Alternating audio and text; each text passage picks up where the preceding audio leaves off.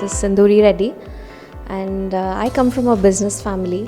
We have varied interests in multiple fields. We have HR, we have software, we have hospitality, real estate, and the latest has been education.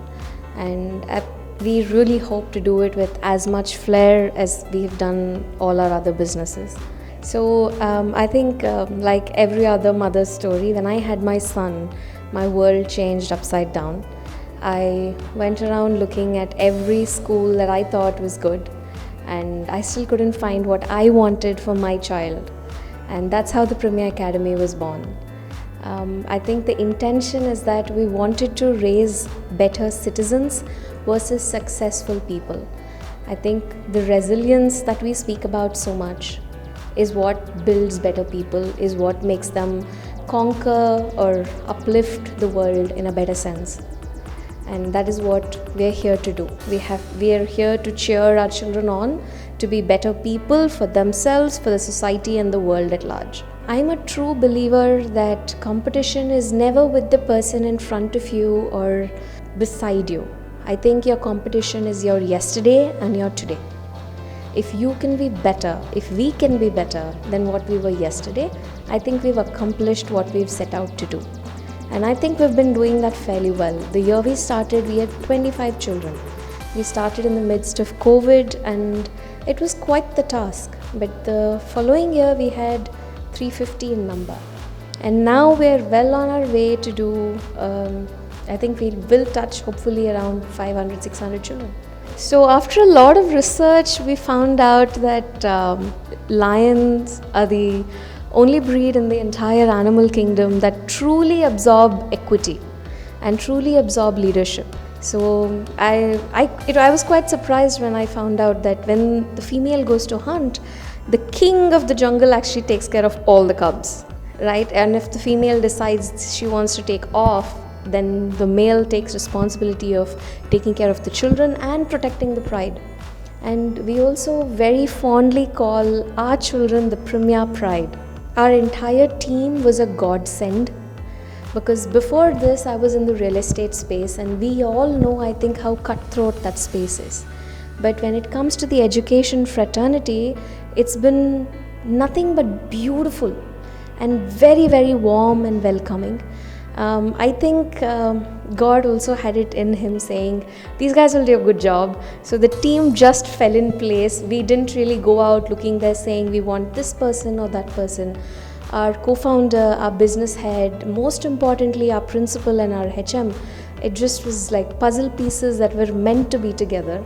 And all our teachers, whoever work with us as a one team, I think we all do a job that truly inspires us and uplifts us. In the process of teaching our children, in the process of mentoring them, I think we are growing as people as well. We just decided that we wanted to give the best to our children. Whatever was within our capacity, we did. And we hope to do so much more for them. If everything goes well, God has been kind to us so far, and if that blessing continues, I think in the next 4 years you'll see a much better space for children, whatever is here and more. Honestly, we don't have any expansion plans, because for us this is not a business venture.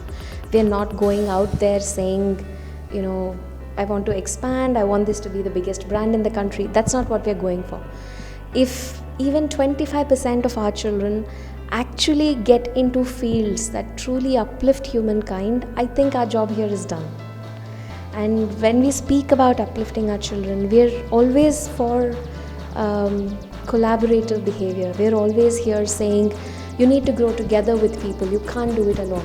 There is this fad, I think, across the world which says success comes to lone wolves, and we completely disagree with that.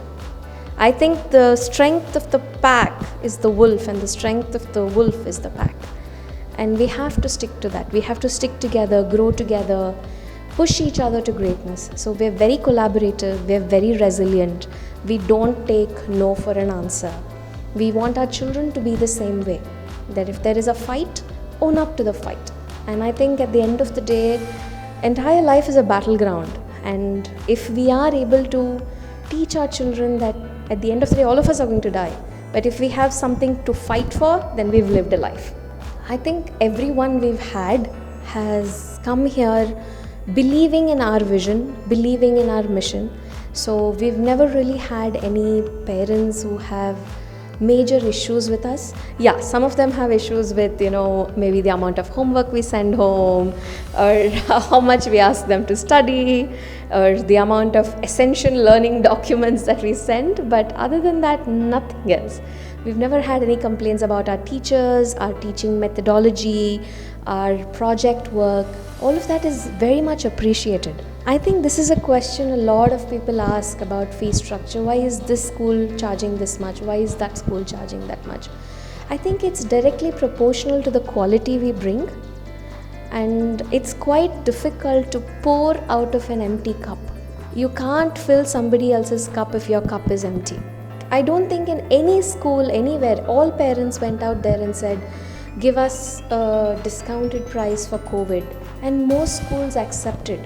And all of us were bleeding from our cups. I can say this from the entire education fraternity that the last 2 years have been really difficult. But we said children first.